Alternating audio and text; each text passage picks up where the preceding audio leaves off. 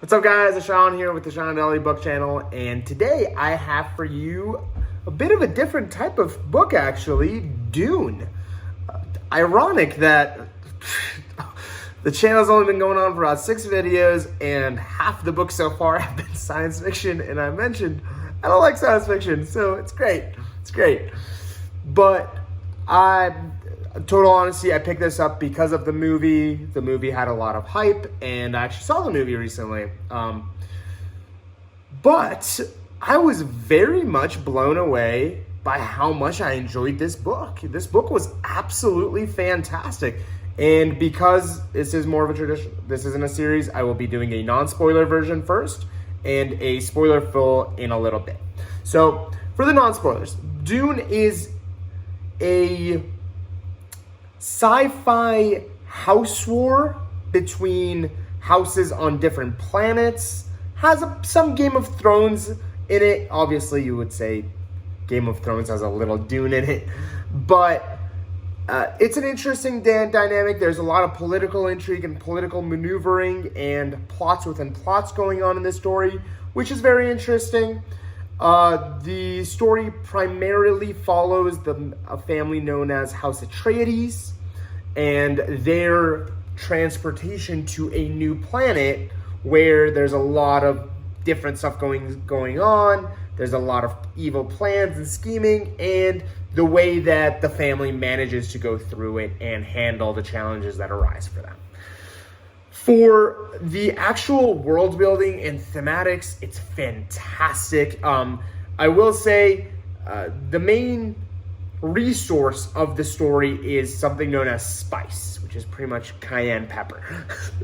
But spice is what is pretty much known in their universe as it's like their version of oil. It's what fuels all their spacecrafts and all their technologies, which is found in the desert. And it's actually kind of funny because when you actually do a little bit of research and go a little bit more deeper, the author, Robert Frank, actually got a lot of inspiration from Middle Eastern culture, and specifically Saudi Arabia. As a Middle Eastern myself, I was able to pick up a couple of the wordings here and there.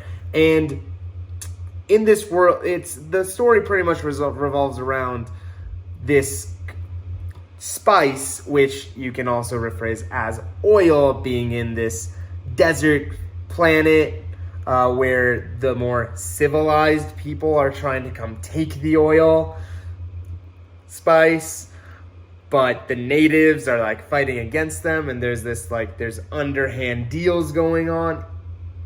You see where I'm going with it. But as far as character development, I love the characters. I think the characters are very interesting. They have very unique plots going on for each of them.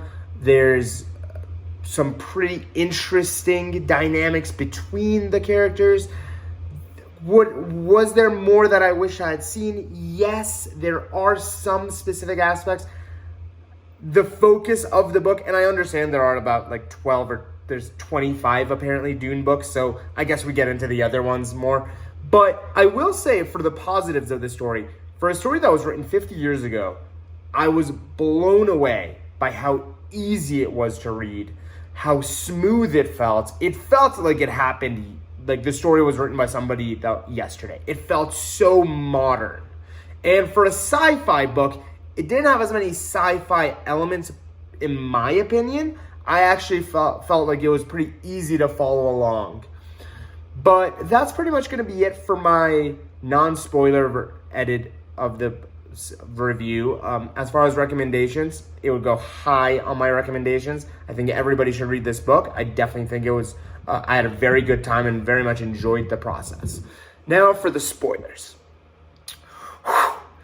So, a couple of things.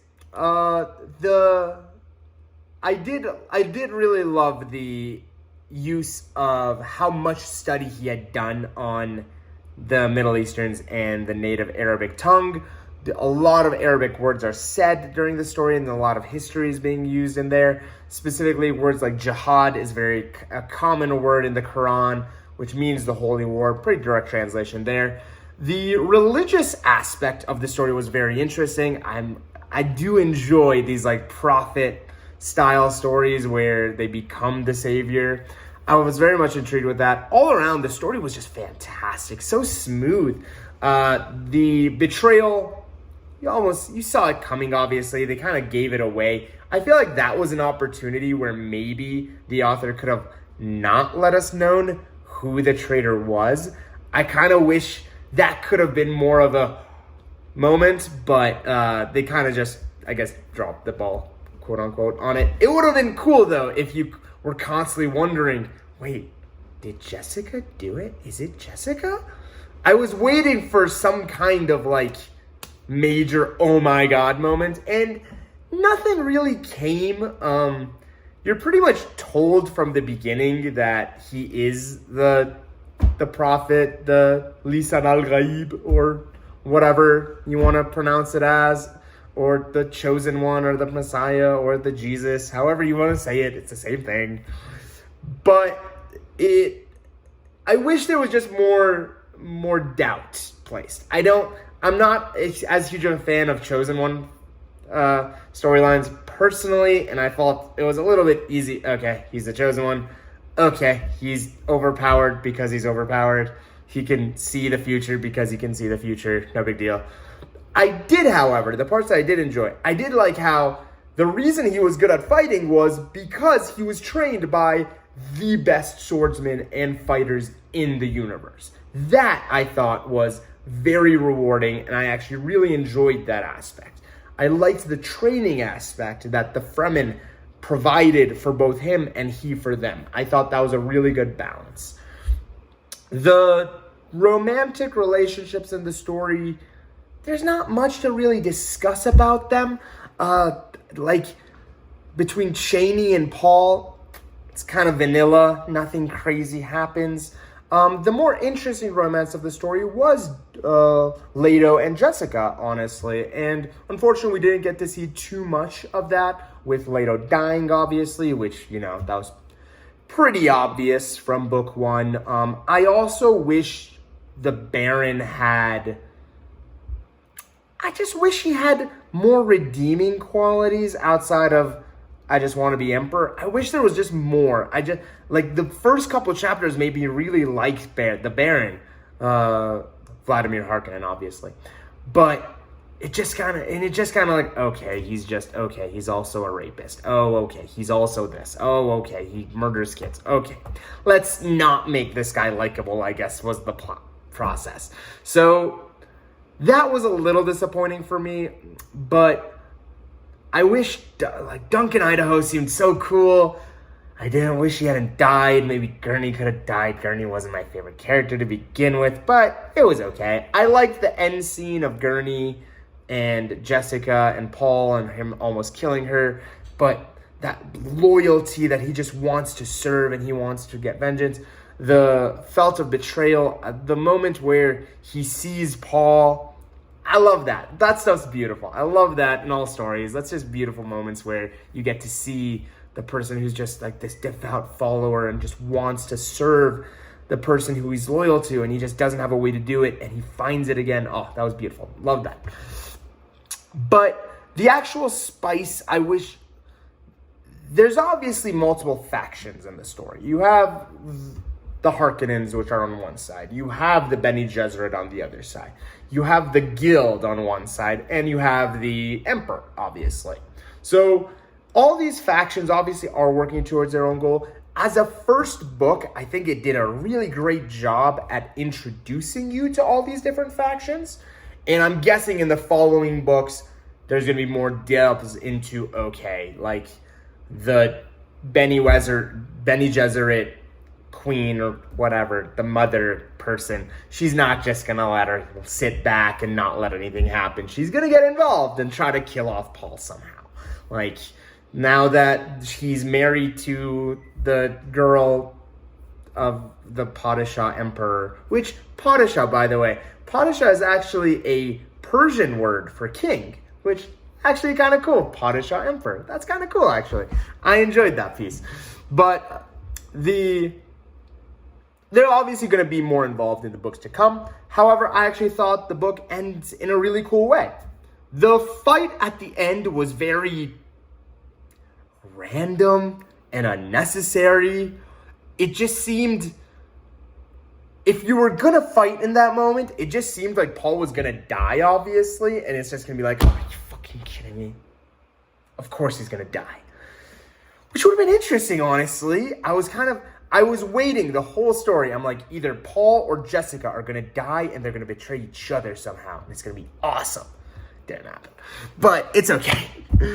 The actual progression of the story I thought was very smooth. I liked how there wasn't a lot of waiting around. It would be, oh, this person needs to go do this, and it would just immediately skip to that person doing that task. And I liked that. That part of the writing felt really good. It showed also the amount of inspiration that other authors have taken from Dune, let alone Star Wars, obviously, which we'll throw it in the bin. Like, Star Wars, who cares about Star Wars? But specifically, I was actually thinking of The Wheel of Time and how much it was inspired, how much Fremen is involved in The Wheel of Time, actually, which is also a series that is coming out on Amazon right now, and we will be doing reviews on those books and that series as well. But as far as it goes, Dune, solid 8.5 out of 10 for me. I very much enjoyed the story, the characters, the plot line. I think everything made sense. I think every character did what they did for a reason, and the reason was just. I just like a little bit more nuance in my villains, and the Harkonnens were just kind of mustache-twirling villains. There was a chance for them not to be. But they're just not really there's just not really given any much reason to like them. I did really enjoy Count Fenric. Count Fenric looked like a really unique character. That part really excited me to see, all right, who is this guy? What is he doing? And the Bene Gesserits, obviously, the minute I heard Bene Gesserit, I'm like, wait, are these just the Aes Sedai? Which is, again, another way Robert Jordan stole is obviously loose term, but took inspiration from Dune in writing his own series, which was very interesting, actually, to me, how much similarity existed between them. And even the bloodlines, the genetic mixing and trying to like develop this perfect gene. Very, very interesting stuff. I was very much interested in that. But the story all around, must read, 8.5 out of 10 at least. I don't believe I'm going to be reading the rest of the books at the moment, at least. There are other series that I'm more interested in getting involved in. Malazan is one of them. The second Mistborn trilogy is the other. There's a lot of books out there, obviously. Gunslinger, and really interested in getting into the Dark Tower series. You guys let me know what you guys want me to review. I'll review everything. I'll read anything I can get my hands on.